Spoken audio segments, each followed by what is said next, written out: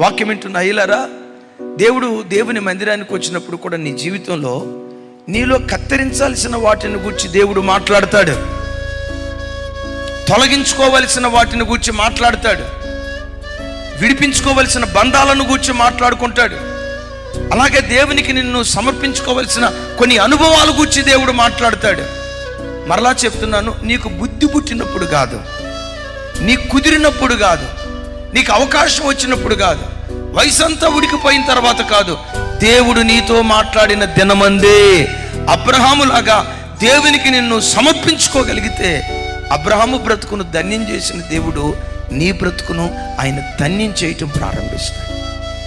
వాక్యమైన కత్తెర తీసుకొని నీలో ఉన్న కోపాన్ని కత్తిరించుకో, నీలో ఉన్న యవ్వనాశలు కత్తిరించుకో, నీలో ఉన్న దురలవాట్లు కత్తిరించుకో అని దేవుడు తన వాక్యం ద్వారా నేను హెచ్చరిస్తున్నప్పుడు ఆ వాక్యం నిన్ను తోడనే దేవునికి అయిష్టమైన ప్రతి దాన్ని నువ్వు కత్తిరించుకోవటం నేర్చుకోవాలి.